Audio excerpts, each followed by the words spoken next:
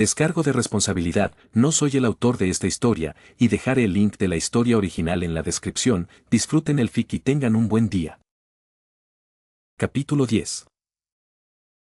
Nota del autor: hay un rostro al final del capítulo de la semana pasada que nadie en la sala de lectura ha visto todavía, y esta semana una de las diosas lo lee en voz alta a propósito, porque ha sabido de quién era desde el principio y ha decidido que prefiere decirlo ella misma en lugar de quedarse sentada escuchando.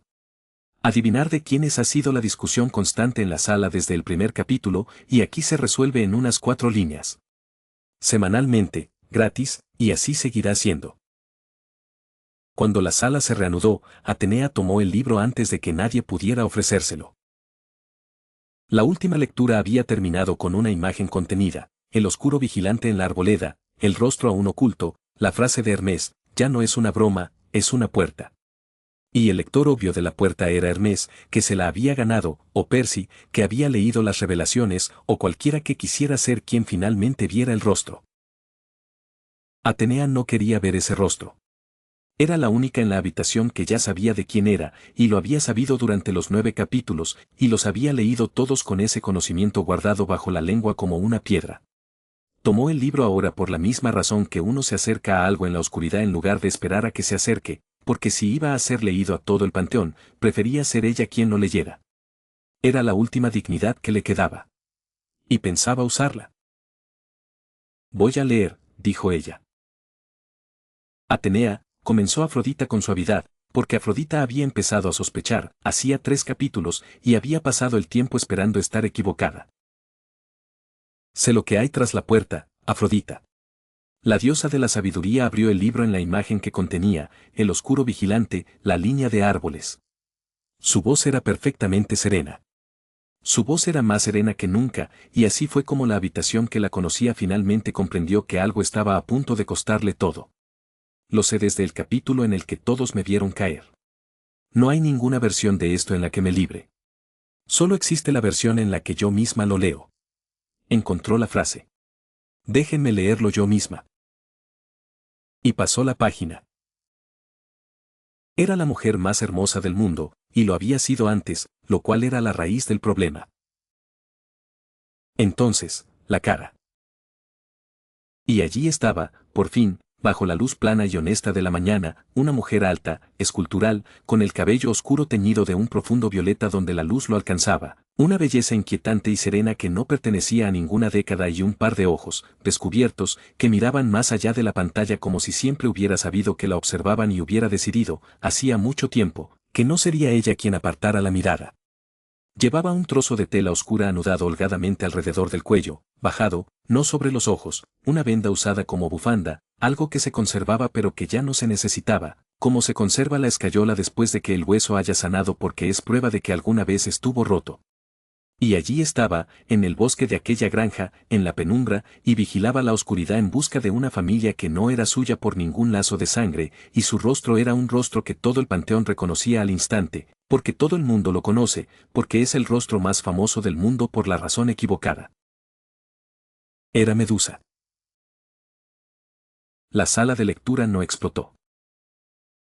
Aquel rostro era uno con el que cada dios en esa sala tenía una historia personal, en su mayoría vergonzosa, y el silencio que se produjo no era de asombro. Era el silencio de muchísimos seres muy antiguos y poderosos que, de repente, veían algo que habían evitado mirar directamente durante siglos y descubrían que ahora tendrían que hacerlo. Poseidón fue el primero en quedarse quieto. Lo hizo como el mar se calma antes de retirarse de la orilla, un gran silencio que se retiraba, una mano cerrándose lentamente sobre el brazo de su trono, la mirada fija en la pantalla y el rostro impasible, lo cual, viniendo de Poseidón, era lo más elocuente que podía haber hecho. Al otro lado de la media luna, Atenea no levantó la vista de la página.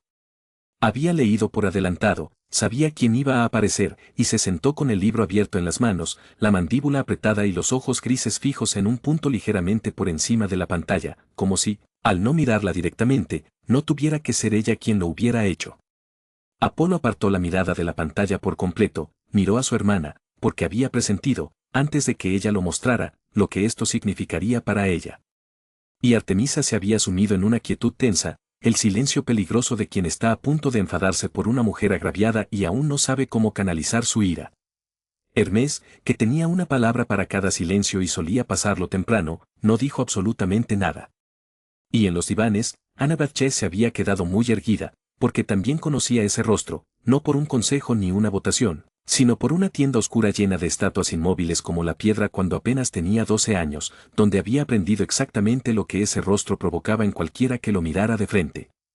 Y ese conocimiento se estaba transformando tras sus ojos en algo para lo que aún no tenía forma, la mujer arrodillada en un jardín, viva, canosa en las sienes, hablando con una calabaza. Y entonces una voz, desde los sofás, baja, monótona y absolutamente segura, dijo aquello de lo que estaba hecho el silencio. Esa es Medusa, dijo Percy. No miraba la pantalla con horror. La miraba como a alguien con quien había luchado una vez y en quien había pensado desde entonces. Su mano se había deslizado, sin darse cuenta, hacia la nuca, el reflejo de un niño que una vez había llevado ese rostro envuelto y envuelto en una caja, con los ojos apartados del paquete, que había aprendido a los 12 años que se sobrevivía a la gorgona sin mirarla en absoluto, atrapándola en la curva de una esfera de cristal verde, con los ojos fijos en el cristal y nunca en la mujer misma.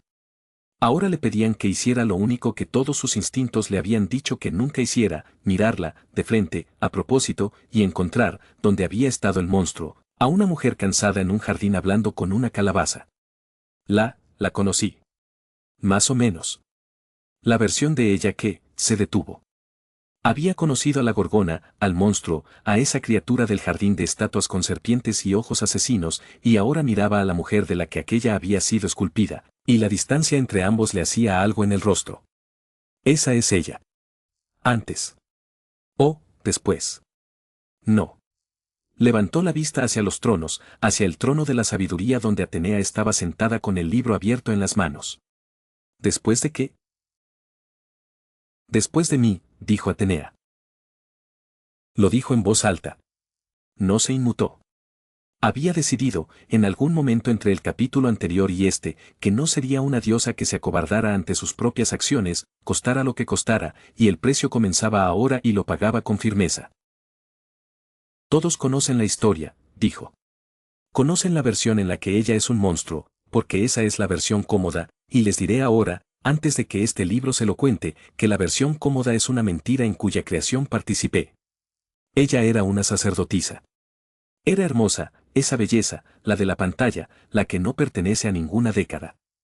Y fue agraviada, en mi casa, en mi piso, por uno de nosotros, y aquí la diosa de la sabiduría no miró a ningún trono en particular, lo cual era una forma particular de mirar, y yo, que debería haber hecho caer el cielo entero sobre quien la agravió, lo hice caer sobre ella en su lugar. La convertí en un monstruo. Tomé a la mujer más hermosa del mundo y la convertí en algo que nadie podría volver a mirar sin morir, y me dije a mí misma que era justicia, y no era justicia, era lo más antiguo y barato que existe, que una persona poderosa castigue la evidencia de un crimen en lugar del criminal. Nadie rompió el silencio. Nadie en toda la larga historia del mundo había oído a la diosa de la sabiduría ponerse de pie ante todo el panteón y acusarse a sí misma, y la sala no sabía dónde fijar la mirada. Las grandes manos del dios del mar se cerraron lentamente sobre los brazos de su trono y no se abrieron. He tenido cada año desde entonces para encontrar una palabra mejor para describir lo que hice, dijo. No la he encontrado. La palabra sigue siendo crueldad. Fui cruel con una mujer que ya estaba destrozada, y lo llamé maldición, y me creía la diosa de la sabiduría cuando lo hice, lo que significa que ni siquiera puedo consolarme diciendo que no sabía hacerlo mejor.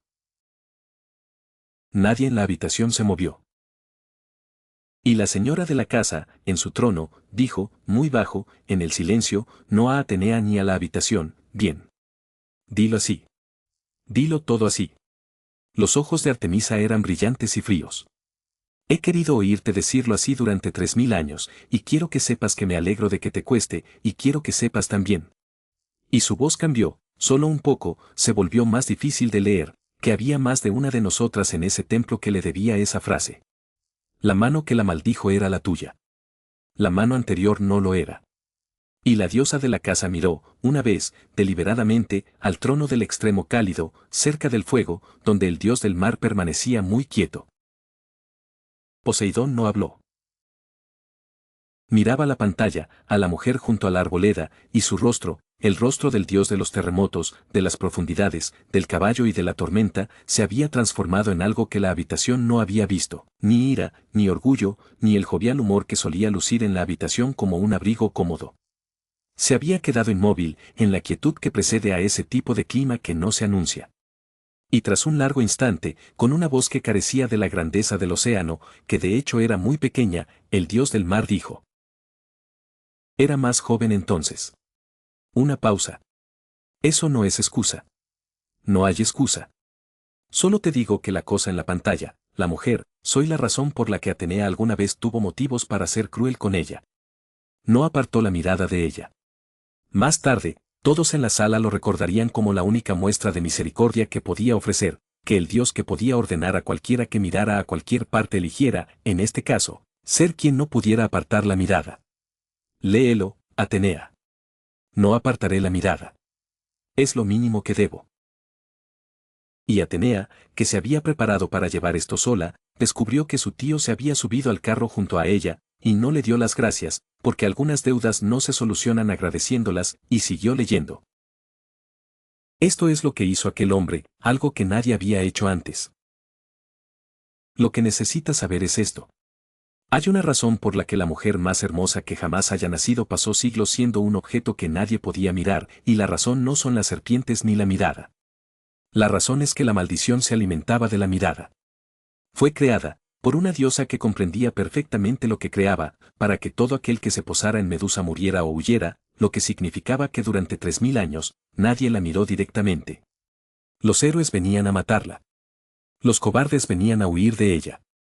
Los valientes, los necios y los malditos venían con escudos pulidos, la cabeza girada y la geometría precisa de cómo no mirarla a los ojos.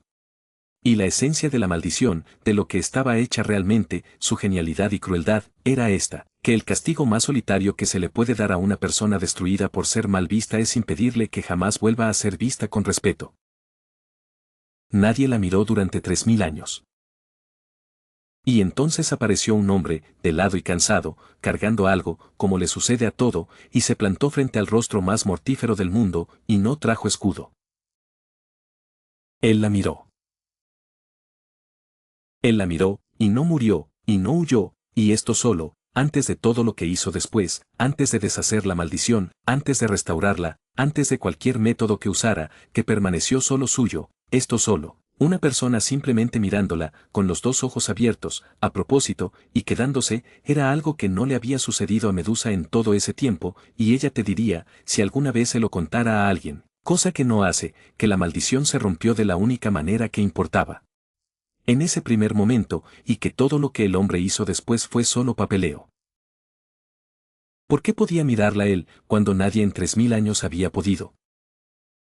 ¿Por qué él pudo, cuando nadie en toda una era pudo? Es la misma pregunta que todas las demás, y tiene la misma respuesta, y la respuesta es una sola cosa. La misma razón por la que los ciervos abandonan el campo bajo. La misma razón por la que una diosa del amor no encuentra consuelo en él. La misma razón por la que los depredadores se acercan a la cerca y retroceden, la misma razón por la que los lobos obedecen. Una sola cosa sobre este hombre, la única cosa sobre la que se equilibra todo el cúmulo de imposibles, y la mirada asesina se extendió hacia él como todo en este mundo se extiende hacia él, y se deslizó como el agua sobre una piedra que cae. Él era el único hombre en todo ese tiempo al que la maldición no podía tocar. ¿Cuál era esa única cosa? Nadie en esa casa podría haberte dicho, y ninguno de los inmortales que observaban pudo aún ponerle nombre, por muy cerca que algunos estuvieran. Era la única razón por la que podía estar lo suficientemente cerca para hacer el resto, y guardaba su propio secreto, como siempre lo había hecho. Y él no sabía que era un regalo. En resumen, este hombre era así, no se quedó allí mirando el rostro más hermoso jamás creado, pensando, le estoy dando lo que se le ha negado durante tanto tiempo. Se quedó allí porque ella era una persona que estaba en apuros, y uno mira a una persona en apuros y no aparta la mirada, eso es simplemente lo que hace una persona decente. Y él era decente como algunos hombres son altos, sin esfuerzo y sin darse cuenta, y le dio, casualmente, accidentalmente, con descuido, lo único que ella había deseado durante todos esos largos siglos y que ya no se permitía desear. La miró como si fuera una persona común y corriente. Era algo para lo que no había encontrado una palabra en todos los siglos que había vivido. Pero la mirada es el final de la historia, y el final no es donde ella vivía. Ella vivía en el largo medio, y hay que mencionar también el largo medio, porque no se puede comprender el valor que tenía para ella una simple mirada a menos que se entienda la magnitud de la habitación en la que se producía, y esa habitación tenía 3000 años de ancho y no tenía ventanas. Desde dentro, entonces. No el lado del héroe, el mundo ha tenido el lado del héroe durante siglos, el escudo pulido, el rostro esquivo y el astuto golpe a ciegas, tiene estatuas del lado del héroe. El suyo. Ser aquello en torno a lo cual los hombres más valientes del mundo organizaron toda su estrategia para no verlo. Tener un rostro, su propio rostro, aquel con el que nació, aquel que una vez hizo que los sacerdotes perdieran el hilo de sus propias oraciones, convertido en algo donde el acto de mirarlo era el acto de morir, de modo que el amor y el asesinato llegaban con el mismo gesto, la cabeza girada, los ojos cortados de lado, y ella ya no podía distinguir cuál venía por ella hasta que la hoja ya estaba en movimiento. Ser abordada solo por personas que se mantenían firmes contra ella. Pasar una era, más larga que naciones, más larga que la que los dioses se molestaban en contar, y que ni un alma viviente la mirara a los ojos y permaneciera viva para sostenerlos. La maldición que Atenea forjó no la hizo fea, esa es la mentira plegada dentro de la versión cómoda. La hizo inaccesible, una crueldad mucho más antigua, porque una persona puede sobrevivir a ser considerada horrible. Lo que nadie está preparado para sobrevivir es dejar de ser vista por completo, convertirse en un peligro donde antes había una mujer. Y hay una parte que la cómoda narración ni siquiera sabe omitir, porque nunca supo que existía. Ella no había ido sola a la oscuridad. Cuando el mundo le dio la espalda, dos no le dieron la suya, dos que no estaban bajo la condena, que podrían haberse quedado en la luz y haber seguido siendo adorados como siempre lo habían sido, y que en cambio salieron al exilio con ella, porque eran suyos y ella era suya, y eso había sido cierto desde antes de que existiera una maldición para ponerlo a prueba. Y la maldición, astuta, forjada con la más astuta crueldad que existe, cometió la única crueldad que ninguna espada jamás logró, la convirtió en algo que no podía protegerlos ni siquiera de sí misma. Lo que el monstruo les hizo, al final, a los dos únicos que se quedaron no es algo que se pueda afrontar de frente, y no se afrontará aquí. De todo lo que la edad le arrebató, la pérdida que no pudo superar, que aún arrastraba desde la oscuridad sin sanar cuando el hombre de ojos abiertos finalmente la encontró, no fue su rostro. Fueron ellos. Así que cuando surge la pregunta, y es la pregunta a la que responde todo este capítulo, ¿qué quería ella, la mujer más hermosa que jamás haya nacido y se haya arruinado? La respuesta no es la que uno esperaría. No la belleza, ella había sido hermosa, y la belleza era el gancho del que pendía todo el horror. Ni siquiera, en su versión más desgastada, la seguridad. Lo que quería, el deseo que había dejado de permitirse expresar incluso en su propia mente, porque un deseo que nunca se puede satisfacer se convierte en una herida que uno se hurga, era ser ordinaria. Ser observada sin inmutarse y sin morir por ella. Ser un rostro en una cocina que alguien pasa de largo mientras busca la sal. Ser vista con claridad, lo más común que existe, aquello en lo que todo mortal vivo invierte su rostro sin saber que posee una fortuna. Quería ser la historia de nadie. Había sido la historia de todos durante siglos, y habría cambiado cada línea de ella por una sola mañana de ser una mujer que nadie se molestó en escribir. En la sala de lectura, la tensión era mayor que el silencio que envolvía aquel rostro. Un rostro que todos conocían, el rostro del famoso injusto, el de las estatuas. Aquello otro, que había habido dos más, que la maldición no se había detenido en ella, se cernía sobre un silencio que nadie parecía querer romper. Y Artemisa, la señora de la casa, que sabía mejor que nadie en aquella sala lo que significaba para las mujeres elegirse entre sí y huir juntas a la oscuridad, lejos de un mundo sin lugar para ellas, se había quedado pálida e inmóvil. Dos de ellas se quedaron, dijo. No era una pregunta. Su voz se había apagado, desprovista de toda cortesía. Tuvo dos que se quedaron, y lo que tu maldición hizo de ella. No terminó la frase, y el hecho de no terminarla fue la misericordia, y Artemisa no era, por regla general, una diosa misericordiosa, así que la sala comprendió, por la interrupción, lo insoportable que era aquello que no diría. Miró a Atenea una vez. No dijo nada más. No tenía por qué. Afrodita estaba llorando.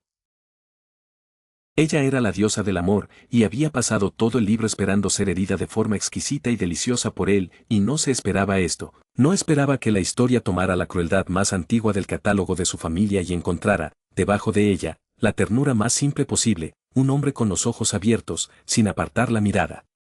Y se llevó el dorso de la mano a la boca y dejó que las lágrimas fluyeran, porque comprendía, mejor que nadie en esa habitación, exactamente lo que se había hecho, tanto el error como la reparación. Ni siquiera lo sabía, dijo ella, con la voz quebrada y llena de asombro. ¿Entiendes lo que es eso? Durante 3000 años ella deseó que una persona la mirara sin morir ni huir, y él lo hizo por accidente, porque no tenía esa parte que se estremece, y nunca supo qué era. Se rió, con la risa quebrada de una experta. Le dio lo único que ella deseaba en el mundo y creyó que estaba siendo cortés. Ese es el hombre, dijo Hefesto en voz baja. Él, más que nadie, sabía lo que era que apartaran la mirada. Así que se quedó. Después, entonces, una mujer alta con el rostro reconstruido y un pañuelo que antes le cubría los ojos, de pie en el bosque de una granja al norte del estado de Nueva York, protegiendo la oscuridad a 6 niños que no eran suyos, porque el hombre que la había mirado había hecho entonces lo que hace con todos los que salva, el acto del que menos consciente es y el que más le cuesta, les había hecho sitio. No la había liberado y la había dejado marchar. La había liberado y le había reservado un lugar. La cocina de la granja, a última hora de la tarde, llena. Entró ella por el pasillo como siempre, la alta, con la bufanda oscura al cuello, y la cocina estaba cálida y ruidosa y olía a cena inminente, y la cruzó como un gato cruzando una habitación propia, despacio, segura, tomándose su tiempo, y se detuvo justo detrás del hombre que estaba en la estufa, cerca, más cerca de lo que una persona está de otra, y miró la nuca de él y dijo, con una voz que solo podía describirse como algo vertido lentamente: los estás cortando mal. Los estoy cortando justo como deben estar, dijo el hombre sin darse la vuelta. Los estás cortando como un hombre al que nadie observa. Se inclinó, pasando por encima de su hombro, aparentemente para mirar la tabla de cortar, pero en realidad para estar cerca, y lo hizo como si sacara un cuchillo, deliberadamente, con intención, y con la intención de que se notara. Y el hombre siguió cortando, pero el efecto que ella buscaba no se produjo, porque el hombre no tenía el receptor para ello. Deberías cortarlos como un hombre al que observan. Es más interesante. Las verduras no tienen por qué ser interesantes. Tienen que estar en la sopa. Recogió las zanahorias de la tabla y las echó a la olla. Estás en mi luz, Medusa. Lo sé, dijo ella, sin moverse, mirándolo. Ella lo miró fijamente, con determinación, con toda su intensidad, con los ojos bien abiertos, los ojos que habían matado ejércitos, y lo desafió, una y otra vez, con toda la fuerza de la mirada más letal jamás lanzada, a que le devolviera la mirada. Y él la miró como miraba el tiempo, con sencillez, brevemente, completamente, sin tener ni idea de que para la mujer al otro lado de la tabla de cortar, que un hombre la mirara a los ojos y simplemente siguiera existiendo era la violencia más tierna que jamás se le había infligido. Ni siquiera vas a apartar la mirada, Ciro, dijo ella. Era casi una queja. Pero estaba muy lejos de serlo. ¿Debería? El hombre revisó la sal. Estás cortando zanahorias. Estás cortando zanahorias. Yo estoy supervisando. ¿Debo apartar la mirada porque estás supervisando las zanahorias? No. Y la mujer alta con el rostro restaurado miró al hombre cansado que no podía verla, que en 13 años nunca había podido verla, que le había devuelto la vista y que jamás comprendería que el regalo era que él seguía encontrándose con ella, y algo se movió bajo el humo, algo viejo, sin curar y asombrosamente suave. No. No lo hagas. Oh, Dios mío. Exclamó Afrodita, con las manos cubriéndole el rostro, con la voz amortiguada, entre encantada y devastada. No. Dijo que no. Él cree que está bromeando sobre zanahorias y ella, le está pidiendo que siga mirándola, lleva 13 años pidiéndole que siga mirándola, y él simplemente, su voz se quebró por completo. Va a poner las zanahorias en la sopa. Va a poner las zanahorias en la sopa y nunca se enterará. Él echó las zanahorias en la sopa, confirmó Hermes, que había leído el texto con los ojos y parecía muy afectado por ello. Ella lo busca abiertamente, a diario. Su otra faceta es más difícil de percibir, porque nunca se manifiesta, él mantiene una vida ordinaria a su alrededor, sin aparentar darse cuenta. Una mañana de descanso. Ella llega después de su turno de madrugada, y el café ya está servido, amargo, como a ella le gusta, y nadie más en la casa lo soporta, puesto en su sitio sin decir palabra. Él no le pregunta si durmió. Puede ver que no, y lo deja pasar, porque ella no es una mujer a la que le guste que se preocupen por su cansancio. La cerca norte está inclinada junto al hueco, dice en cambio, lo cual no es poca cosa, es una tarea que le han encomendado, lo único que mejor sabe hacer, y no hay regalo en esa casa más apropiado para ella que ser útil y no ser manipulada. Yo me encargo, dice ella. Después de tomarme esto en paz, cosa que no haré si Calipso está despierta. Está despierta. Entonces me lo beberé rápido.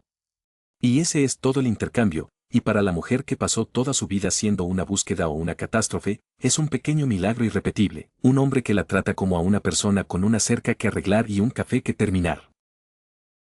Él nunca la llama hermosa. Los demás lo han notado, Calipso sobre todo, con ironía, porque Calipso se fija en todo lo que tiene a un hombre de por medio, y el por qué nunca se menciona, menos aún por él, que ni siquiera se lo explica a sí mismo. Solo existe el patrón, 13 años, y la palabra no sale de su boca. En una mujer, la palabra solo había aparecido como un anzuelo o una condena, lo que atrajo a los hombres equivocados, y luego aquello por lo que fue castigada, su ausencia es la cortesía más efusiva en esa cocina, y el hombre que la realiza no se da cuenta de que la está realizando. Lo que hace en cambio es pequeño y constante. Le dice que la sopa está mejor gracias a las hierbas que ella recoge. Le dice que lee el bosque mejor que los perros.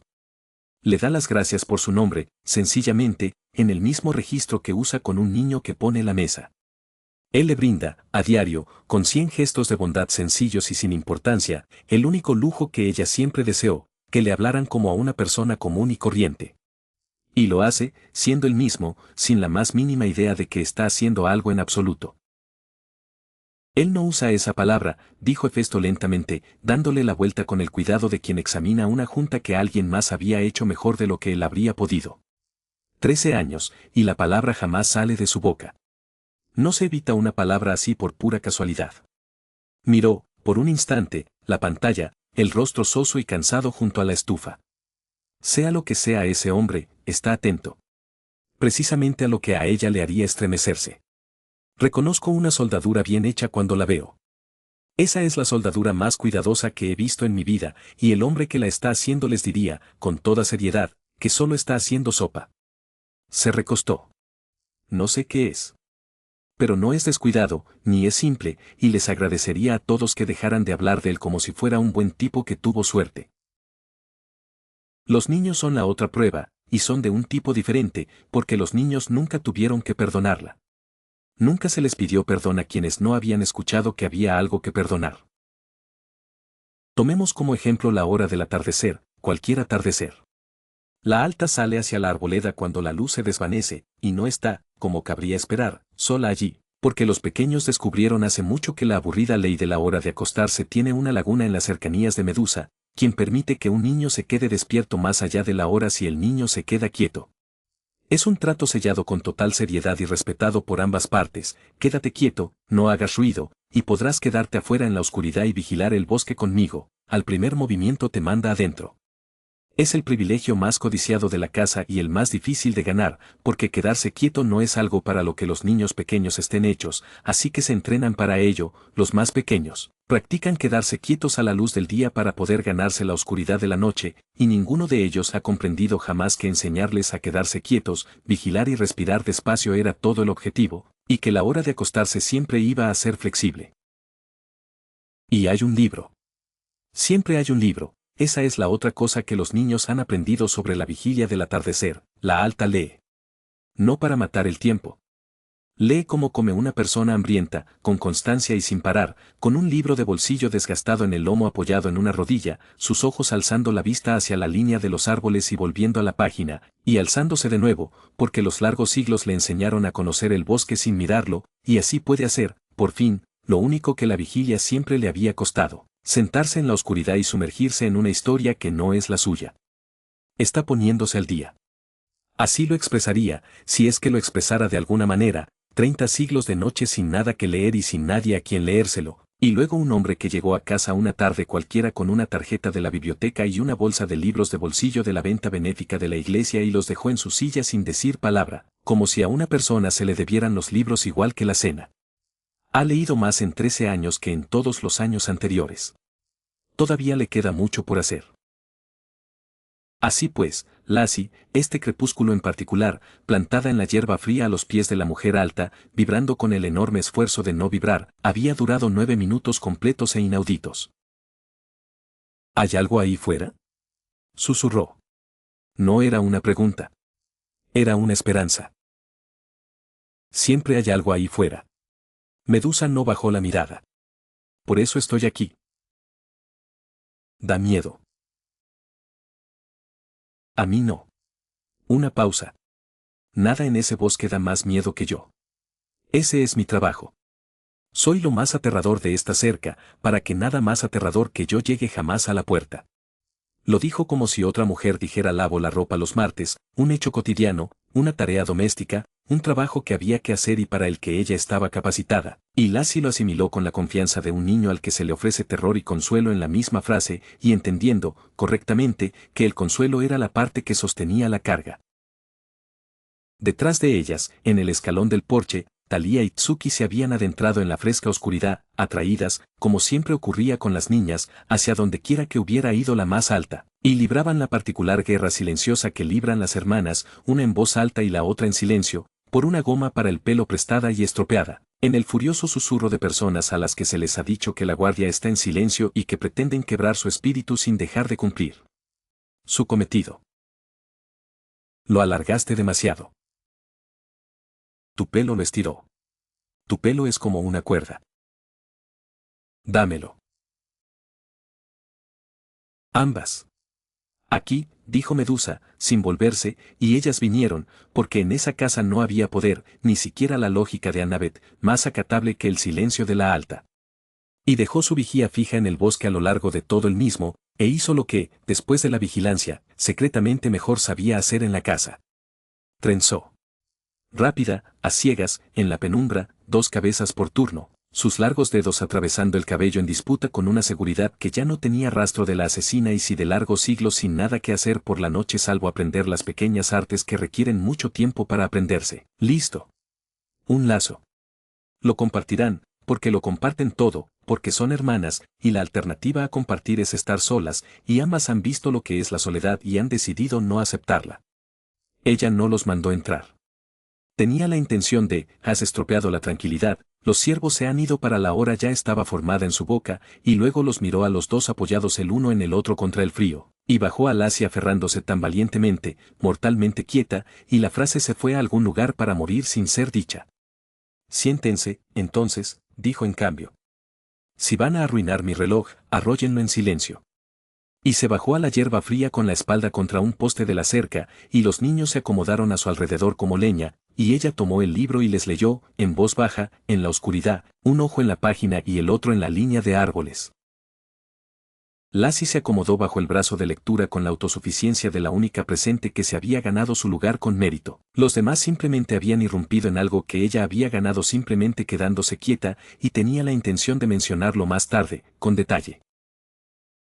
Y Akari también salió, porque siempre sabía el momento en que un patio, una puerta o una cerca se habían convertido silenciosamente en un lugar donde valía la pena estar, y se acomodó bajo el otro brazo de la alta sin preguntar, porque preguntar era algo que se hacía con extraños, y metió el borde de su propio cardigan sobre los pies descalzos de Lassie, y escuchó. Así que durante todo un capítulo, el rostro más letal del mundo era solo una mujer en la oscuridad con 4 niños acurrucados contra ella y un libro abierto en la mano y el bosque cuidándose a sí mismo en el borde de su atención. No el reloj. Esto. El reloj era el alquiler. Esto era la casa.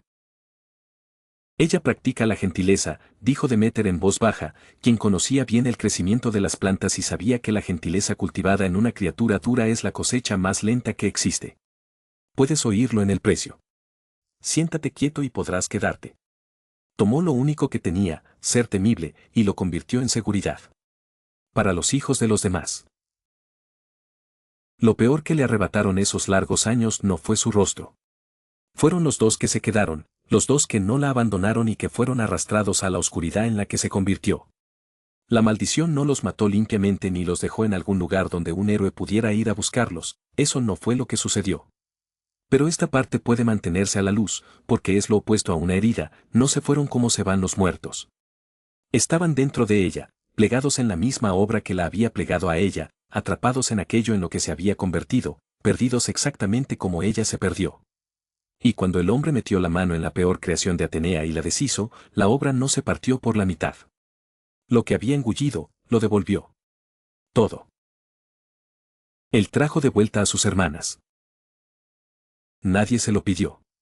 Nadie le había dicho siquiera que tenía hermanas, ella no hablaba de ellas, no podía, pues la pérdida era la que aún la atormentaba. Se enteró, como se entera de todo, de forma indirecta y sin armar revuelo, e hizo lo que tenía que hacer sin decir nada, y no pronunció ni una palabra después. Estaba en el mostrador cuando lo supo. Una puerta que no había oído abrirse, en algún lugar de la casa, y luego una voz, arqueada, pausada, ligeramente aburrida, exactamente como siempre, que decía algo hiriente sobre el estado de la cocina. El cuchillo en su mano dejó de moverse. No se dio la vuelta. Se quedó muy quieta y esperó hasta estar segura de que sus manos aguantarían, y tardó más de lo esperado, porque habían pasado 3000 años, y entonces dejó el cuchillo y se giró, y allí estaban, crecidos, arqueados, imposibles y completos, vivos como ella, mortales como ella.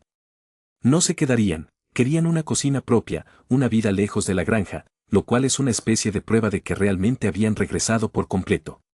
Porque lo bueno de recuperar a tu familia es que entonces vuelves a enfadarte con ellos, que es la restauración más auténtica que existe. Estaba en el porche trasero, al atardecer, con un teléfono pegado a la oreja, un teléfono de verdad, la casa solo tenía uno, un cacharro con un cable largo junto a la puerta de la cocina que los niños tenían prohibido anudar, y su rostro reflejaba lo último por lo que se conocía a esa famosa cara, discutir. No, decía ella. No, no puedes. La última vez que viniste el fin de semana, reorganizaste toda mi despensa por colores, y Cyril no pudo encontrar la sal durante un mes. Una voz metálica resonó al otro lado del teléfono, la voz de una mujer tumbada en un sofá del que no tenía intención de levantarse. La sal estaba junto a las demás cosas blancas. Era perfectamente lógico. Tu mortal no tiene ojos. Tiene un ojo maravilloso. Simplemente no ordena su cocina por colores, esteno, como una loca. Euriale quiere venir para la cosecha. No lo haré. Una segunda voz, más brillante, más cálida, que mentía descaradamente, irrumpió desde algún lugar detrás de la primera. Dije que podría hacerlo. Si ella se va. No me voy a quedar aquí sola, ¿verdad?, mientras ustedes dos. Observa cómo es, dijo la voz serena, con la profunda satisfacción de una mujer cuya tesis acaba de demostrarse espontáneamente. Tiene 3000 años y no se la puede dejar sola en una casa ni un solo fin de semana. Dijiste que haríamos el viaje juntos. Yo no dije tal cosa. Medusa, dijo ella. No te preocupes por el viaje, dijo Steno, y su voz cambió, el aburrimiento se agudizó, porque había un solo tema en el mundo que podía hacer que la más joven de ellas, que había superado en miradas a ejércitos, se equivocara al final de una frase. ¿Cómo está? Tu mortal. El que cocina para ti. Está bien, dijo Medusa. Está, ¿por qué lo preguntas así?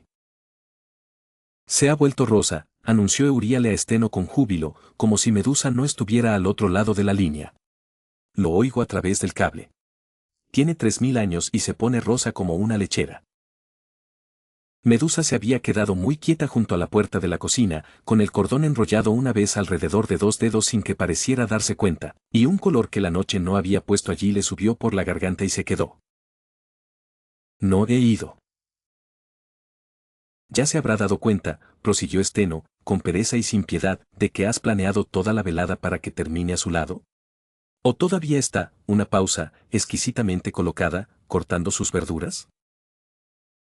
Le dijo que lo estaba haciendo mal, añadió Euríale, escandalizada y emocionada, para tener una excusa para apoyarlo y corregirlo. Nos lo contó. Creía que era sutil. Fue un reconocimiento, dijo Medusa, con la dignidad que pudo reunir, que no era mucha, porque sus hermanas habían pasado toda una vida aprendiendo exactamente dónde era Blanda y no habían extraviado nada del mapa. Reconocimiento. Steno saboreó la palabra. Una época de héroes que te miran fijamente y que vienen a por tu cabeza, hermanita, y no eres capaz de dirigirle una sola frase a un hombre al otro lado de una olla de sopa. Eres una cobarde. La mayor cobarde con la que he tenido el privilegio de estar emparentada. Cásate con él, dijo Euríale de repente, con vehemencia, al pronunciar las pocas palabras que realmente pensaba. Deja de rondar al pobre hombre y cásate con él antes de que alguna de las otras. Adiós, dijo Medusa, estrangulada. Ninguno de los dos colgó. Ninguno de los dos siquiera disminuyó la velocidad. La discusión simplemente la envolvió y continuó sin ella, el viaje, el tren, de quien había sido la idea en primer lugar, dos voces más antiguas que la mayoría de los países hablando a la vez sin ceder ni un ápice. Medusa se quedó en su cocina con el auricular pegado a la oreja, esperando, pero no consiguió nada. Hijos. La palabra resonó seca y definitiva, la menor de los tres, llamando a sus dos mayores terrores lo que su madre, muerta hacía mucho tiempo, había dicho una vez, en el mismo tono desgastado, porque en algún lugar del largo horror se había convertido en la que los cuidaba, y los dos que habían desafiado a ejércitos lo aceptaron sin decir palabra sobre el orden de las cosas. Ambos vienen por la cosecha, y ambos dejarán al hombre fuera de ella. Han venido por la cosecha 9 años seguidos. Discutirán por ello durante un mes, y luego ambos bajarán del mismo tren fingiendo que fue una coincidencia. Sí, Euríale, él hará lo de las manzanas. Sí, Steno, puedes insultar mi despensa, pero no puedes tocarla. No traigan nada. Tráiganse a ustedes mismos. Una pausa, y entonces, con el tono monótono y pausado de una mujer que deja una tarjeta que ha tenido en sus manos durante toda la llamada, Lassie ha estado contando las semanas desde junio. Hay una lista de lo que piensa mostrarles a ustedes dos. Son 4 páginas, hay dibujos, y no tengo permiso para verla. Akari les ha dado la habitación de atrás con la buena ventana, ha movido la ropa de cama a ella misma y quiere que conste que lo decidió sin que se lo pidieran. La fila quedó en silencio. Permaneció en silencio un buen rato. Eso no es justo, dijo Euríale con voz temblorosa. No, asintió Medusa. No lo es. Y ese fue el fin de la resistencia, aunque ninguno de los dos la habría llamado así. Lo que sucedió en cambio fue que comenzaron a planificar de inmediato y sin ningún tipo de reconocimiento de que se había tomado una decisión. ¿Me ha perdonado Annabeth? Preguntó Steno con enorme satisfacción. Me escribió. ¿Te lo contó? 4 páginas sobre cómo organizar correctamente una despensa. Había un diagrama. Había una nota a pie de página. Tiene 12 años. Tiene razón, dijo Euríale. Tiene toda la razón. Eso es lo que lo hace insoportable. ¿Akari todavía me tiene miedo? Preguntó Euríale, y debajo de sus palabras se escondía algo de cautela que no logró ocultar. Akari nunca le ha tenido miedo a nada en su vida, dijo Medusa. Tenía 9 meses y te tiraba del pelo. Ella le gritó a la cosecha. Ella tenía 2 años, y tú acercaste mucho tu cara a la suya y le dijiste algo en griego. Fue una bendición. Eran 6 sílabas en griego dichas por un desconocido con tus dientes. Talía querrá que le muestres otra vez lo de los cuchillos y yo voy a decir que no, pero tú lo harás de todos modos. Suki no entrará el primer día, no la busques, vendrá cuando ella decida. Y Lassie estará esperando al final del camino desde las 9 de la mañana, así que no llegues tarde, porque una vez que empieza, no se sienta. Una breve pausa en la línea. Y la mayor, dijo Steno. Todavía lejos, dijo Medusa.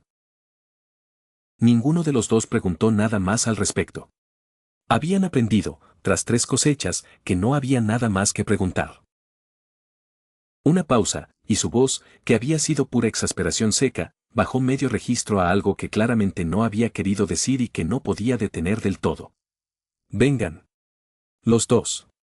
La casa está mejor cuando hay ruido. En la sala de lectura, Afrodita emitió un leve sonido y se llevó los nudillos a la boca. En la mesa, Annabeth había dejado de pasar la página.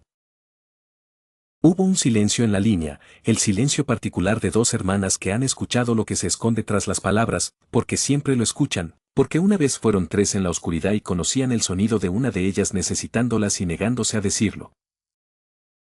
Iremos, dijo Steno, sin rastro de aburrimiento. Claro que iremos. Siempre vamos. Medusa. Euríale, y el brillo se había apagado, y lo que quedaba era lo que ella solo dejaba escapar en una dirección. Nos alegramos. De la casa, y del ruido, y de los seis, y del hombre, y de todo este asunto ridículo. Un suspiro, a través del cable. Pasamos mucho tiempo sin saber si estabas en algún sitio. Y ahora tienes gente propia. Una puerta. Una silla en la que nadie más se sienta. Tiene una despensa, dijo Steno, quien no era precisamente sincera y durante 3000 años la había relegado a la queja. Una despensa vergonzosa. Díselo a la mortal. Dile que le mando saludos. Euríale, con voz fiera. Le diré ambas cosas, dijo Medusa. Y cuando, dijo Steno, con el mismo tono que había usado durante 3000 años para abordar un tema sobre el que nadie la había invitado, vamos a esperar a uno de los vuestros. Medusa volvió a colocar el teléfono común y corriente sobre su largo cable prohibido, con sumo cuidado, en medio de la palabra, y se quedó un momento en la oscuridad con la mano aún apoyada sobre él, la mujer que había deseado, durante tanto tiempo, no ser la historia de nadie, sosteniendo el cálido aire muerto de una discusión sobre manzanas, despensas y trenes, que es el sonido más común del mundo, y que le había costado al hombre que se lo dio un precio que ella podía ver claramente y que él no quería nombrar. En la sala de lectura, nadie se movía. Atenea estaba sentada con el libro abierto y el pulgar presionando contra el margen, sin adelantarse a la lectura, por una vez sin adelantarse a nadie. Al otro lado de la media luna, Artemisa tenía ambas manos apoyadas en los brazos de su trono y la mirada fija en la pantalla oscura. El frío intenso que la había acompañado desde que se fue con las hermanas había desaparecido, reemplazado por algo para lo que no tenía armadura. Entonces Apolo, de entre todos ellos, Apolo, que casi no había dicho nada en todo el capítulo, que lo había pasado observando a su hermana, dijo, muy bajito, a la pantalla oscura, necesitándola en la habitación antes de poder sostenerla del todo, sus hermanas. Fue y las recuperó. Un suspiro. Las perdió por lo que le hicieron. Y ese hombre, que ni siquiera pronuncia la palabra hermosa, entró en la oscuridad donde quiera que estuvieran, las encontró, las trajo a casa y nunca le contó nada, y ahora discuten con ella por la despensa. Miró la pantalla, a la mujer alta con la mano aún sobre el teléfono. Soy el dios de la curación. Quiero que quede constancia, en esta habitación, de que yo no podría haber hecho eso. No habría sabido por dónde empezar. Y Artemisa, junto a su hermano, se inclinó sin decir palabra y lo agarró con fuerza de la muñeca, una sola vez, y no lo soltó. Y sentada en su trono, Atenea, que había estado leyendo todo aquello con voz serena, llegó a la parte que había cogido del libro para leer ella misma y se detuvo. La sala se volvió hacia ella. Esta siguiente parte, dijo Atenea, es mía. Quiero leerla. Tengan paciencia conmigo. O no, por una vez, no me importa especialmente cómo me veo haciendo esto. Y ella leyó. La primera vez que la diosa de la sabiduría vino a la granja, aquel primer año, 1991, el año de los disfraces, del granero y del comienzo de la larga discusión, subió por el camino de entrada con un cuerpo que había construido para pasar desapercibido, vio a un niño con ojos soñadores en la tierra, lo registró y no dijo nada. Al anochecer de aquel primer día, antes de marcharse, Atenea recorrió el límite de la propiedad, porque era Atenea, y uno no investiga algo sin recorrer su perímetro, y llegó al lugar donde terminaba el césped y comenzaba el bosque, y allí había una mujer de pie. Una mujer alta. Morena. Inmóvil. Observando los árboles. Y Atenea, que lo lee todo al instante, totalmente y sin sentimentalismos, miró a la mujer que estaba junto a la arboleda y la reconoció. La conocía como uno conoce algo que ha creado. No se puede olvidar algo creado, por mucho que se quiera, la mano del creador deja una firma que solo él puede leer, y Atenea había creado al monstruo que aquella mujer había sido, Y leyó su antigua crueldad en la línea de aquellos hombros con la misma claridad con que había leído su propia sabiduría en la luna de los ojos de la niña una hora antes, un hecho que llegó ya consumado y del que no se podía deshacer. Esa es Medusa. Esa es la mujer a la que maldije. Está aquí. Vuelve a tener rostro. Está de pie junto a la arboleda de esta casa, custodiándola, con los ojos abiertos, restaurada, mortal, completa. Y el segundo hecho llegó medio segundo después del primero, medio segundo tarde y con el doble de peso, como las cosas verdaderas sucedían para Atenea ahora. Él hizo esto. El hombre hizo esto. El hombre que he venido a investigar, el hombre con el que voy a pasar un año discutiendo y una vida entera sin olvidar, ha hecho lo único que me dije a mí misma durante todos esos años que no se podía hacer, que de hecho había construido específicamente para que no se pudiera hacer. Me ha deshecho. Ha llegado a la peor cosa que jamás hice y la ha deshecho, y no se lo ha dicho a nadie, y está en esa casa ahora mismo haciendo pan. Las dos mujeres se miraron a través del campo oscuro. Atenea no se movió. Esto es lo que hay que entender de aquel atardecer, porque le había sucedido quizás 3 veces en la vida del mundo, no sabía qué hacer. Ella, que leía cada habitación antes de entrar, que jamás se había encontrado ante un hecho que no pudiera convertir de inmediato en un plan, se encontraba al borde del bosque de un extraño en un cuerpo prestado y sin nada de particular, y miró a la mujer a la que había maldecido, y el gran motor de su mente buscó el momento y no encontró nada a lo que aferrarse. No había nada ingenioso que decir. No había ángulo, ni flanco, ni argumento. Allí estaba una mujer a la que había ofendido irreparablemente, de pie a 30 pies de distancia en la penumbra, restaurada por la mano de otro, observándola con 2 ojos descubiertos que una diosa había dedicado siglos a asegurarse de que nadie sobreviviría a su encuentro, y ahora se encontraba con ellos, y sobrevivía, y no tenía nada que aportar al encuentro salvo aquello para lo que no tenía ningún don, la certeza de que se había equivocado. Así que se quedó quieta. Un ser capaz de burlar al destino permaneció inmóvil junto a un linde de árboles en la oscuridad, porque por una vez no había ningún pensamiento que pudiera iluminarla, y algo en ella, más antiguo que su propia sabiduría, comprendió que el único acto que no era otra crueldad era quedarse allí y dejarse ver, dejar que la mujer a la que había vuelto invisible la mirara, sin inmutarse, sin dar explicaciones, sin marcharse. Atenea la había maldecido. Medusa había cargado con la maldición durante toda aquella época. Allí estaban, la diosa y el monstruo resucitado, en lados opuestos de un campo perteneciente a un hombre que no les había hecho daño a ninguna de las dos y que, en cambio, las había ayudado a ambas. Toda la larga historia que las unía permanecía en pie en la penumbra, a la espera de ver qué sucedería con ella. ¿Y qué era desde su lado del campo? Porque también vio a la mujer acercarse por el límite de la propiedad, por supuesto que sí, la vista era lo único que el hombre le había devuelto intacto. Llevaba ya unos meses en esa arboleda, conociendo los bosques de un lugar que, increíblemente, se estaba convirtiendo en su hogar, y alzó la vista desde la oscuridad y vio a una mujer sencilla y sin nada de particular que caminaba por el perímetro con especial atención, y la reconoció. La reconoció como los malditos siempre reconocen la mano que los maldijo, hay un hilo que va desde una herida hasta aquello que la causó, y el suyo cruzaba directamente ese campo hasta la diosa de ojos grises en el cuerpo prestado, y se tensó. Y por un instante todos esos años resurgieron en ella, cada rostro esquivo, cada escudo pulido, los dos que nunca habían salido de la oscuridad, y habría sido justo, habría sido lo más justo en la larga e injusta historia del mundo, dejar que la diosa aprendiera por fin lo que era ser vista por aquello que ella misma había creado. Había perdido la capacidad de hacerlo. Pero no la razón. La rabia no necesita armas, solo una causa, y ella tenía 3000 años de causa a 10 metros de distancia, en un cuerpo que se creía un disfraz.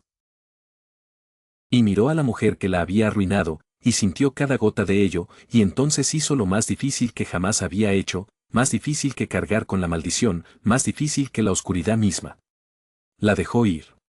No porque perdonara, no lo hizo, ni esa noche, ni durante años. La dejó ir porque un hombre en esa casa la había mirado como si fuera una persona común y corriente, y ella había decidido, en algún punto de la larga y lenta curación, que prefería ser la mujer que él ya creía que era, antes que el monstruo en que la diosa la había convertido, que no permitiría que la crueldad de Atenea la alcanzara por completo y la volviera cruel a su vez, que la maldición terminaría donde estaba, en ella, por su propia mano, porque ese era el único final que nadie más podría darle, y el único que valía la pena tener.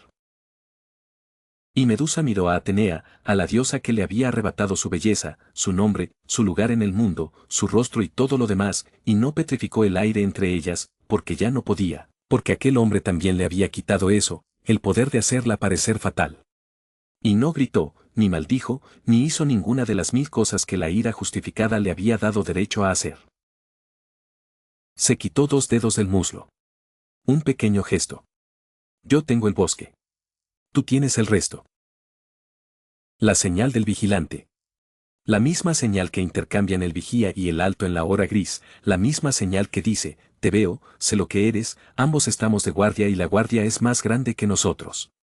Medusa le dio a la diosa que la había maldecido la señal que se le da a un compañero centinela, y volvió a los árboles, y esa fue la primera palabra en un ajuste de cuentas que duró años, porque algunos ajustes de cuentas no se pueden hacer en una noche, porque el daño era así de profundo y no se llena un vacío así de profundo con una sola disculpa. Atenea dejó de leer. Apoyó una mano plana sobre la página abierta, como para impedir que se pasara o para mantenerse dentro de ella, y cuando volvió a hablar, no lo hizo desde el libro.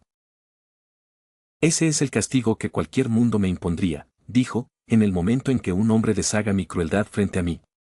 El libro les mostró la versión de mí que llegó hasta allí, que regresó a esa arboleda gris hora tras hora gris, durante años, que recorrió todo el perímetro de la propiedad antes de permitirse entrar al calor y al pan, y se obligó a detenerse y plantarse frente a la mujer a la que maldijo y no se libró de ello. Yo no pude hacer eso. Pero lo habría hecho. Me habría plantado allí, la diosa de la sabiduría sin nada ingenioso que decir, frente a la peor cosa que jamás hice, redimida por el hombre que amé, y habría necesitado cada uno de esos años para decirlo, porque sé exactamente lo pesado que es en mi boca, no lo he dicho en todos estos años. Pero es mío decirlo, porque la crueldad fue mía, en todos los mundos que existen. Así que todos deberían oír que soy capaz de hacerlo. Miró la pantalla, a la mujer alta junto a la arboleda, a través de 13 años, una sala de lectura y un campo al atardecer. Me equivoqué. Me equivoqué, Medusa. No me equivoqué. No tuve mala suerte. Me equivoqué. Cometí una crueldad, la llamé justicia y te dejé cargar con ella durante 3000 años, y no hay forma de romper esa maldición que devuelva esos años, y lo siento, y no tengo derecho a ser perdonada, y nunca lo pedí. La habitación estaba en completo silencio. No era el silencio de la conmoción, la sala ya había agotado su conmoción hacía una hora, reflejada en el rostro. Era el silencio que sobreviene después de que alguien hace algo que jamás hubieras creído posible, la diosa de la sabiduría, que había tenido razón en todo durante un largo capítulo, de pie frente a todo el panteón, y en lugar de eso, se lamentaba. Poseidón no apartó la vista del brazo de su trono, ya había dicho lo suyo antes, y dejó que Atenea dijera lo suyo sin interrumpirla. Y en la mesa, Annabeth se había quedado muy quieta, viendo a su madre decir, me equivoqué, con una voz que jamás le había oído usar, sin apartar la mirada. Una hija que nunca ha visto caer a un padre no aparta la mirada de la primera caída, observa, y sigue observando, porque no hay palabras para describir lo que significa ver a una estrella fija convertirse, terriblemente, en una persona. ¿Y sabes lo que hizo? Dijo Atenea, y su voz finalmente lo hizo, después de haberla contenido durante todo el capítulo. La mujer a la que maldije, durante todos esos años que tuve la palabra en la boca y no me atreví a decirla, la primera vez que la versión de mí en el libro finalmente la pronunció. Respiró hondo. El libro me lo mostró. No he dejado de verlo desde entonces. Ella dijo, lo sé. Y entonces, tras un instante, mientras la diosa permanecía allí con su disculpa de 3000 años finalmente pronunciada y suspendida en el aire frío entre ellas, te llevó un año. Te diré esto, la mayoría nunca lo consigue, y tú eres la única que me ha maldecido, así que eras la que más tenía que recorrer. Una pausa, en la oscuridad, 2 mujeres junto a la arboleda. Me mira, ¿sabes? Todos los días. Como si nada. Su voz no era cruel, era todo lo contrario, era una mujer ofreciéndole a otra lo único que la había curado, por si acaso le servía de algo. La disculpa es para ti. La necesitabas, así que te la di. Pero no fue eso lo que deshizo los 3000 años. Fue un hombre cansado con los ojos bien abiertos que nunca aprendió a inmutarse. Se volvió hacia el bosque. Entra. El pan está listo. Te guardó un plato, le guarda un plato a todo el mundo, te acostumbrarás. Y entonces, justo antes de que la diosa se diera la vuelta para marcharse, el monstruo restaurado dijo aquello que había estado guardando para el final, aquello que es el corazón del cálido aterrizaje, aquello que convirtió una era de guerra justificada en la paz más extraña de la historia de lo divino.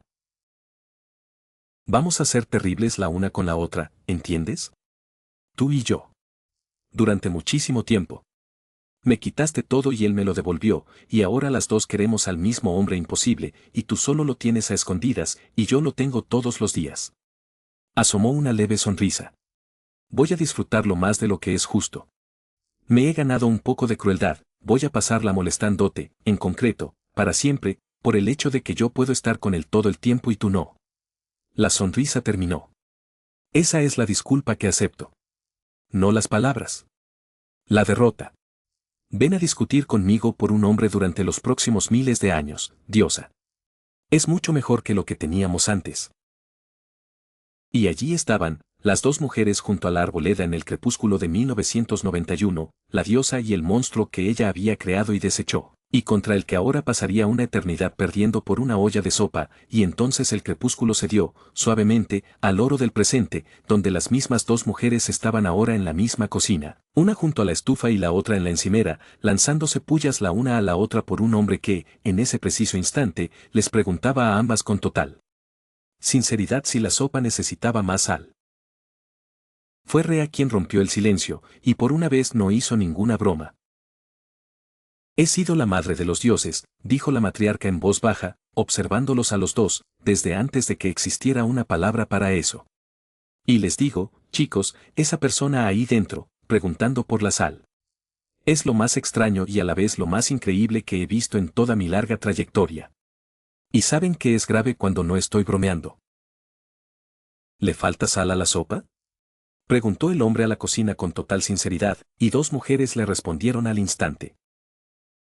No, dijo Medusa, desde su derecha, donde no se había movido en bastante tiempo. Sí, dijo la más vivaz desde la puerta, y la cocina se iluminó y se agudizó al mismo tiempo, como si la luz del sol y el filo de un cuchillo llegaran simultáneamente. Entró del jardín con la tierra hasta los codos y una canción que aún se desvanecía de ella como el agua de un remo, con el pelo color caramelo encaneciendo en las sienes sin importarle, y echó un vistazo a la mujer alta y morena que estaba a un centímetro demasiado cerca de la nuca del hombre y cruzó la cocina con la peculiar y alegre amenaza de una mujer que reclama una costa. Aquí está, por fin, en toda su plenitud, junto a su contraparte, Calipso y Medusa, la isla marina y el templo, la luz del sol y el humo. Las dos mujeres que este hombre sacó de dos tipos diferentes de eternidad y colocó en la misma cocina, donde han estado en guerra desde entonces.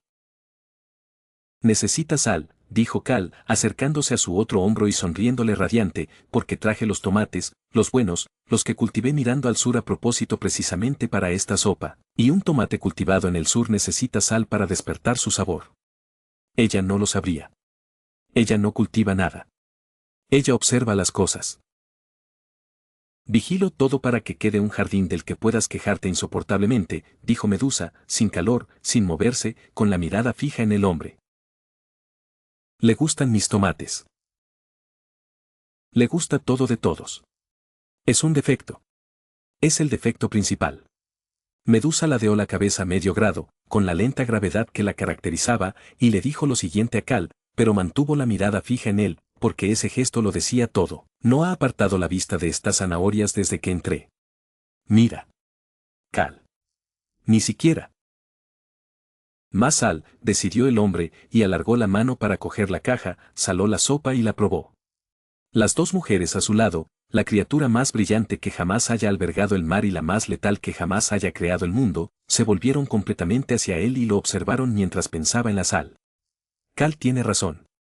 Los tomates la necesitaban. Revolvió la sopa. Gracias por los tomates. Gracias por los tomates, le susurró Cal a Medusa, triunfante, radiante, insoportable.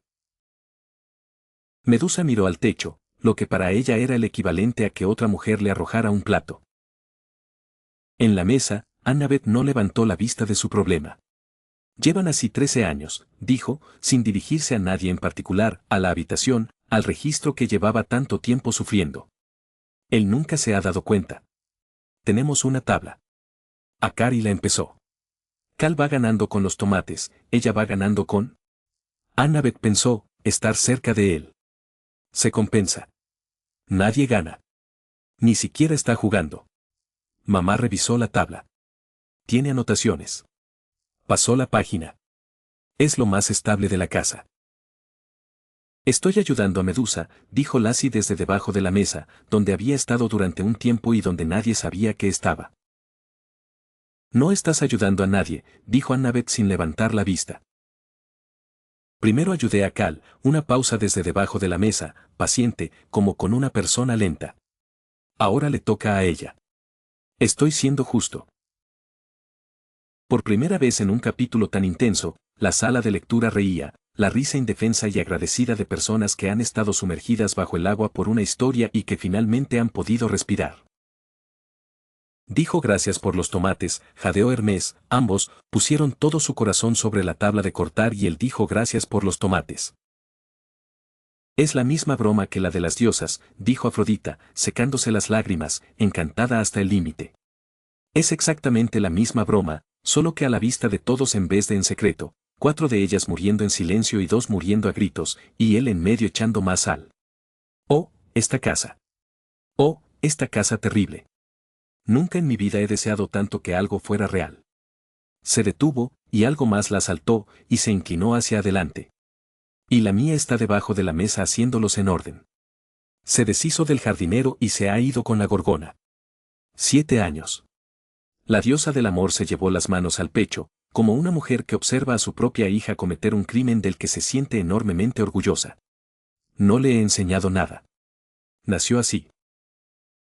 Y aquí está la cosa bajo la guerra, esa noche, lavando los platos, el claro lavando, el oscuro secando, porque esa era la rueda y a la rueda no le importaba la guerra. Cal golpeó la cadera de la mujer alta con la suya. Una vez, un pequeño gesto deliberado, y dijo, más bajo, con la luz del sol atenuada, me alegro de que hayas vuelto. El bosque se sentía mal sin ti. Él dormía peor. Y Medusa, secando un plato, no dijo nada por un momento, y luego, lo sé. Siempre lo sé. Lo dejó en la pila y tomó el siguiente, y dijo el resto más bajo, con la voz que reservaba para las cosas que le costaban, y lo guardaste, mientras yo estaba afuera en la oscuridad. El hombre, la luz, los pequeños. Pude ir a encontrarme con la cosa para que nunca llegara a esta cerca porque estabas aquí. Gracias, Cal. No lo diré 2 veces, así que guárdalo. Cal, con las muñecas enjabonadas, tampoco levantó la vista. Habla así y arruinarás toda la rivalidad, dijo, pero su voz se había suavizado como el vapor del agua, y volvió a rozar la cadera de la mujer alta, dejándola allí un instante más.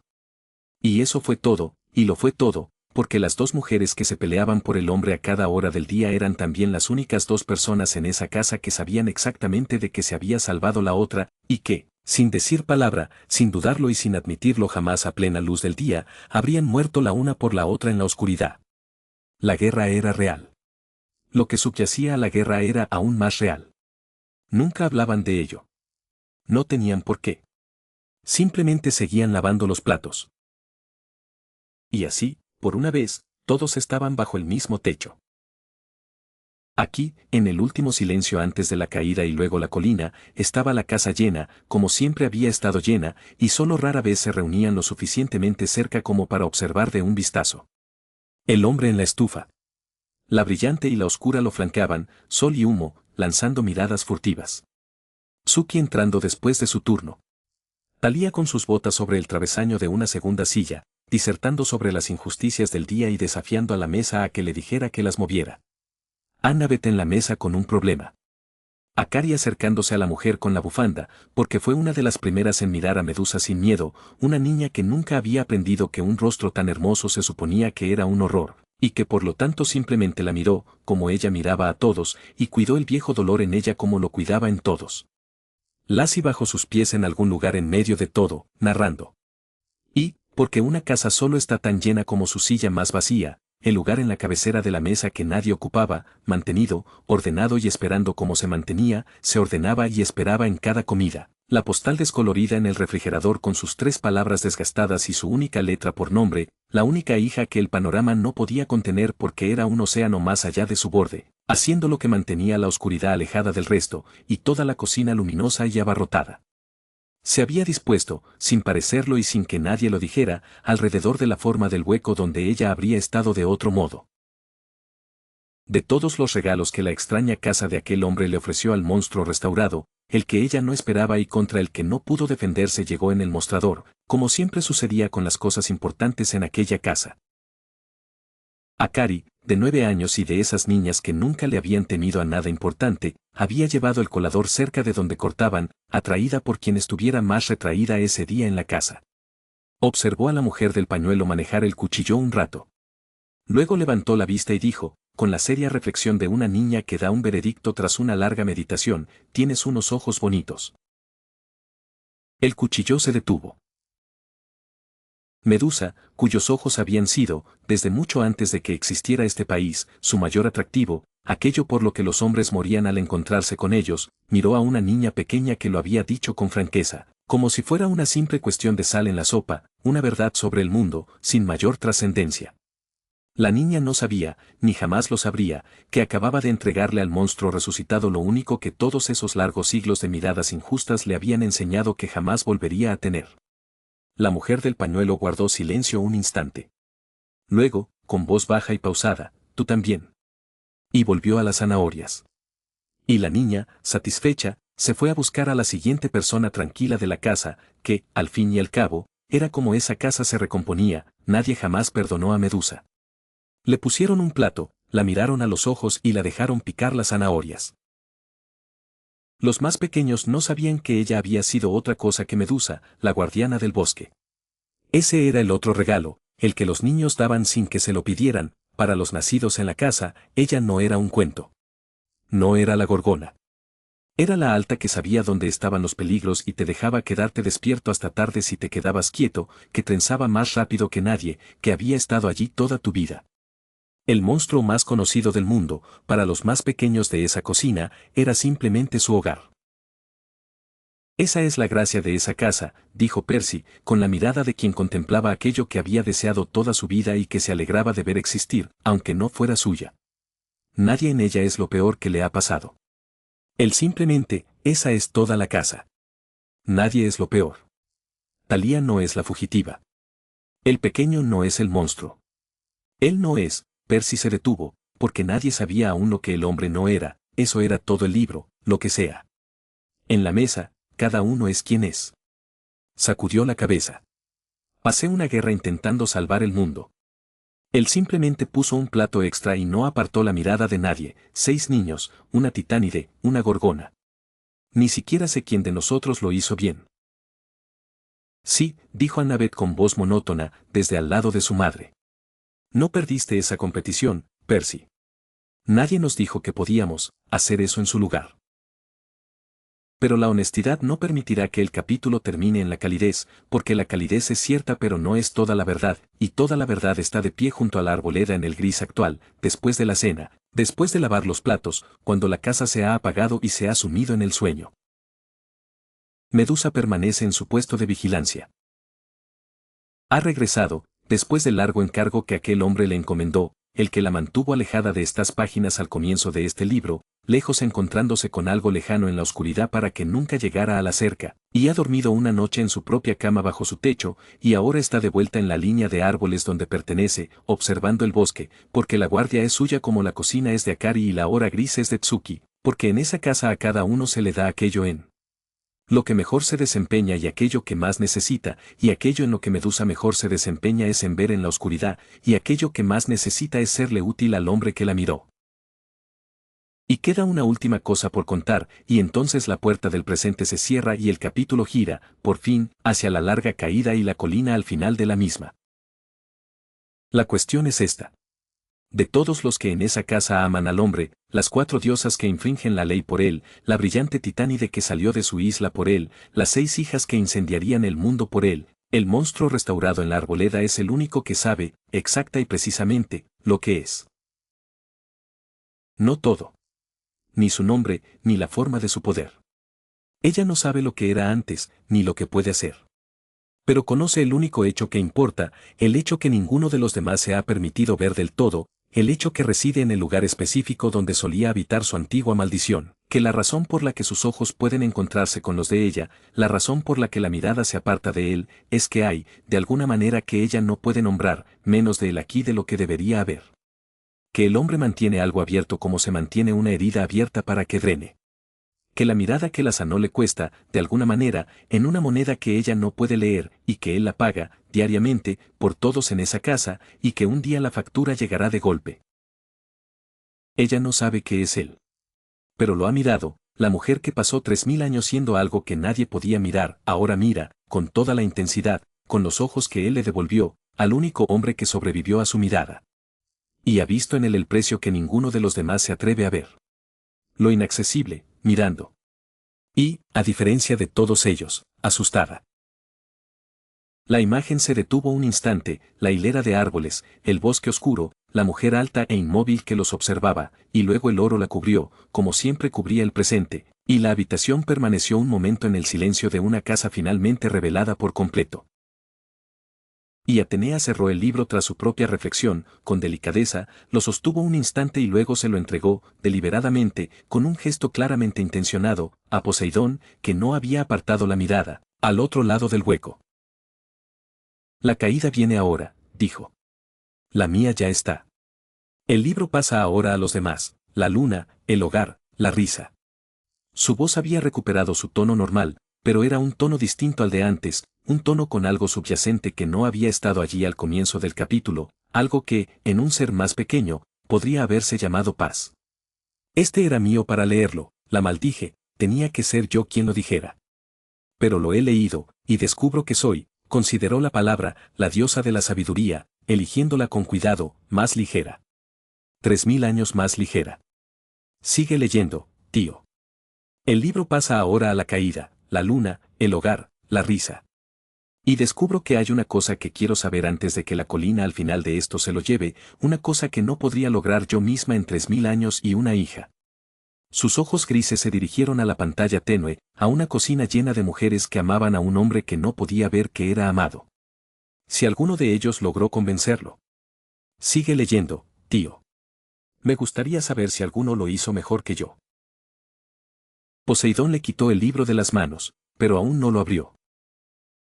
Y aunque el oro se había cerrado, y nadie le había pedido que se quedara, la imagen residual se mantuvo un instante más, la clase de imagen que el ojo conserva de algo que ha mirado demasiado tiempo y demasiado tarde. Una mujer alta junto a un linde de árboles, observando la oscuridad en busca de una casa que no le pertenecía por sangre, pero que le pertenecía en todos los demás sentidos. Vista ahora. Claramente. Por toda una sala de dioses, y por la razón correcta, al fin, 3000 años de retraso. Se la entregaron en silencio, todos ellos, mientras duró la imagen residual. Luego se desvaneció, y solo quedó el libro en las manos del dios del mar y la larga caída que lo esperaba dentro. Nota del autor, asumo el riesgo en este caso, porque es la estructura del capítulo. La disculpa es la escena más importante que he escrito para este libro. 3000 años, la diosa de la sabiduría frente a todo el panteón, pronunciando la palabra mal sin ningún matiz ingenioso. Y entonces la mujer a la que se disculpa le dice que no solucionó nada. Es para ti, dice. Lo necesitabas, así que te lo di. Lo que deshizo los 3000 años fue un hombre cansado con los ojos bien abiertos que nunca aprendió a inmutarse. Esa desinflación me asustó. Una construcción natural entrega la catarsis y deja que la sala llore, y yo la arrebaté en el último compás, y desde entonces he estado dándole vueltas a si eso es honesto o simplemente ingenioso.